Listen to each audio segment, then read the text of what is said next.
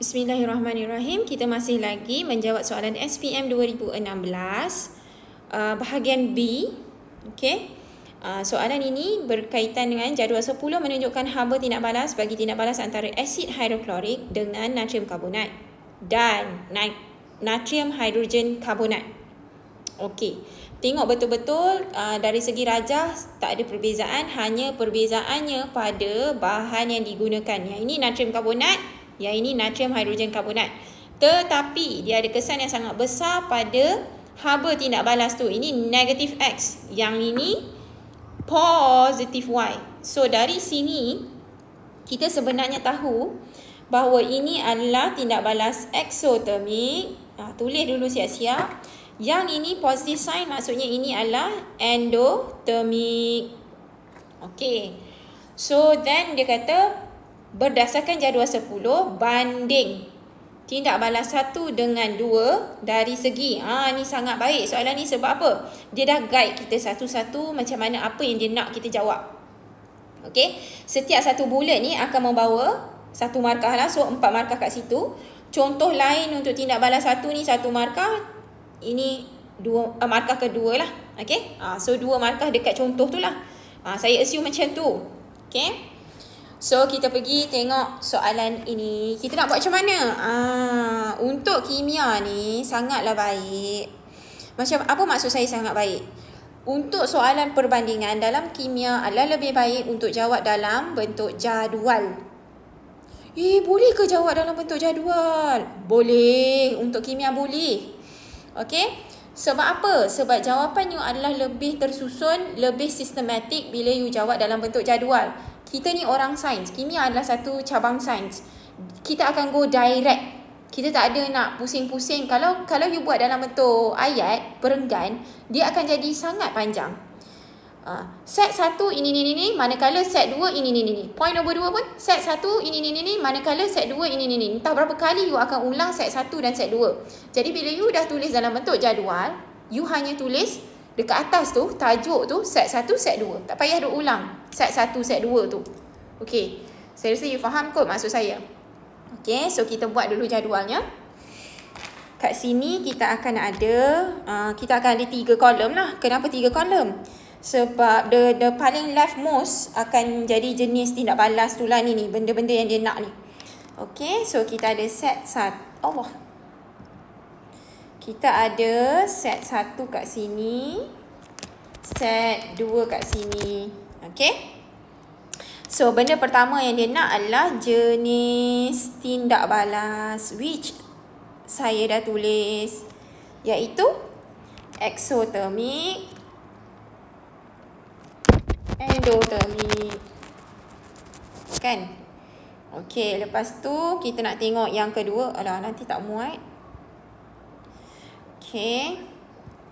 Yang kedua dia kata nak tengok dari segi perubahan suhu ni. Perubahan suhu. Perubahan suhu untuk set 1 macam mana? Adakah suhu akan meningkat ke, menurun ke? So kalau ingat balik, ingat dia punya ni gambar rajah aras tenaga.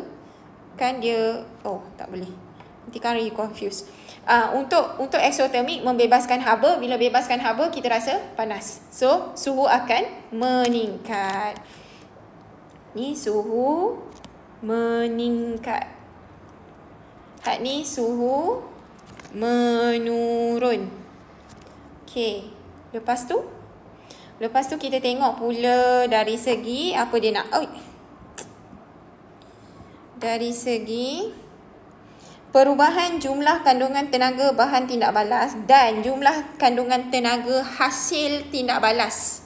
Okey, yang ini yang kita tengok pada gambar rajah aras tenaga. Kalau ingat gambar rajah aras tenaga, untuk eksotermik dia adalah turun tangga. Kalau you imagine ini, kalau ni y-axis, ini will be a nilai yang lebih tinggi kan. Contohlah ini 100, kat sini mungkin 30. So jumlah kandungan tenaga untuk bahan adalah lebih tinggi daripada hasil. Betul tak? Jumlah kandungan tenaga. Okay. So kat sini kita akan kata jumlah kandungan tenaga bahan tindak balas lebih tinggi berbanding jumlah kandungan tenaga hasil tindak balas. So, ulang balik ayat tu. Jumlah kandungan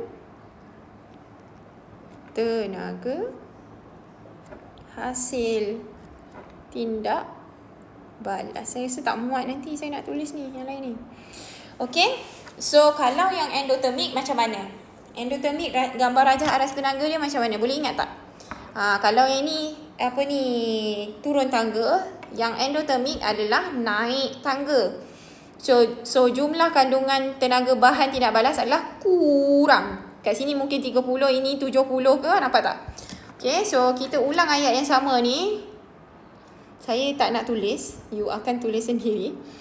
Cuma kat sini akan jadi kurang. Oh lah, saya akan tulis lah, nanti saya takut you tak dapat apa saya cakap. Jumlah kandungan, sorry ya, tulisan saya jadi macam huduh. Tenaga bahan tindak balas kurang. Dekat sini jangan tulis perkataan lebih kurang. Mana ada lebih kurang? Kurang is kurang, less than. Ni bahasa Melayu tak betul ni. Dia nak kata kurang daripada, tapi dia perlu tulis lebih kurang. Lebih kurang means what? Lebih ke kurang? Okay. Jumlah kandungan tenaga bahan tindak balas kurang daripada jumlah kandungan tenaga hasil tindak balas. Gitu. Alright. Okay. Kemudian dia nak pembentukan dan pemecahan ikatan. Ni apa benda? Okay. Semasa macam ni, ini berkaitan dengan gambar rajah aras tenaga ni juga. Sorry, yang ini berkaitan dengan rajah profil tenaga. Macam mana saya nak explain? Kalau kita tengok rajah profil tenaga untuk eksotermik, dia macam ni. Okay. So, kalau kita tengok untuk bahan kita akan pecahkan ikatan. Untuk hasil kita akan bentuk ikatan. Itu memang tak kira lah tindak balas ni eksotermik ke endotermik ke, bahan kita akan pecahkan ikatan dia, hasil kita akan bentuk ikatan yang baru. Dan setiap kali kita buat pemecahan ikatan bahan ini, kita perlu serap tenaga. Ini ada dalam buku teks kimia pada muka surat mana ya? Ni pada muka surat ini. Kat sini you kena tengok betul-betul. Setiap kali kita putuskan ikatan, kita putuskan ikatan, okey, pada bahan, mesti kena serap haba. Setiap kali kita bentuk ikatan yang baru, kita kena bebaskan tenaga. Bila bentuk ikatan yang baru? Dalam hasil. Okey. So, kalau tengok, mana dia? Kalau tengok pada gambar rajah profil tenaga, okey, ini masih eksotermik. Macam mana nak tahu dia ni eksotermik? Ini bahan lagi tinggi daripada hasil. Tetapi dari segi tenaga dia ni, okey, ini adalah tenaga untuk bahan, ini adalah untuk hasil dari segi pemecahan tu. So maksudnya untuk bahan, you perlu serap tenaga dia kurang masa pemecahan ikatan, dan you perlu bebaskan lebih banyak tenaga masa membentuk ikatan kalau dia eksotermik. Macam mana nak tulis dengan bahasa yang orang boleh faham? Kat sini ikatan kan, berkaitan dengan ikatan. So kita akan tulis haba yang diserap semasa pemecahan ikatan bahan tindak balas kurang daripada haba yang dibebaskan semasa pembentukan ikatan hasil tindak balas. Dapat tak? Okey. So kita tengok untuk yang endotermik ni. Endotermik dia punya rajah profil tenaga, saya akan lukis kat sini lah kan, lepas tu saya akan padam. Ini, lepas tu naik macam ni kan. Okay, sebab dia naik tangga. Ni level yang pertama, ini level yang kedua. Nampak macam naik tangga kan? Cuma dekat sini nampak ni, tenaga ni banyak.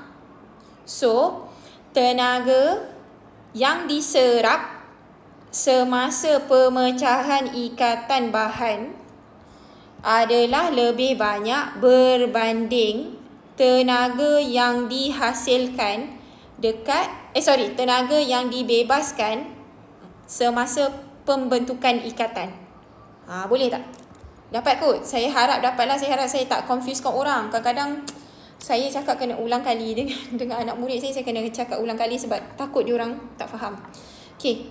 So, haba. Ulang saja ayat ni. Perkataan ni kita tukar. Haba yang diserap semasa pemecahan ikatan bahan tindak balas lebih tinggi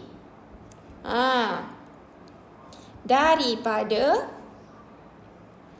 haba yang dibebaskan semasa pembentukan ikatan hasil tindak balas. Okey? So kita dah dapat 4 markah kat sini. Sekarang kita nak bagi contoh lain untuk tindak balas 1 dengan 2 ni. Saya dah tak ada ruang nak tulis. Mana saya nak tulis? Point nombor 5 saya akan duduk kat sini. Dia should be bawah this jawapan Kejap Oh, yang ini saya tak type lagi jawapan dia. Jadi saya tak boleh tunjuk dekat you yang the type version. So memang tulisan yang tak senonoh ni jugalah yang you akan nampak. Sorry ya.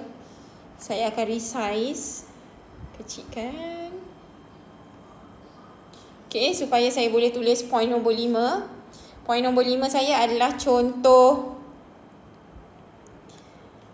lain tindak balas 1. Apa dia?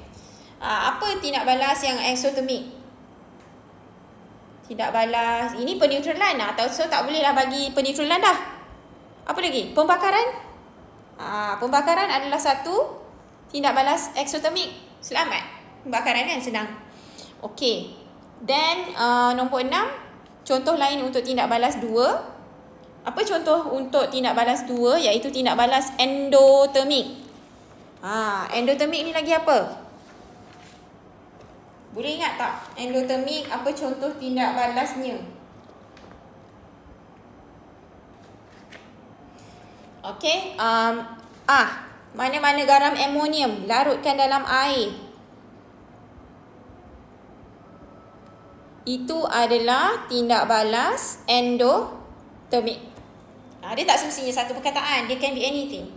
Okay, cuma endotermik ni payah sikit nak jumpa. Satu lagi adalah fotosintesis. Fotosintesis pun adalah satu contoh tindak balas endotermik. Eksotermik ni lebih banyak. Contohnya apa lagi?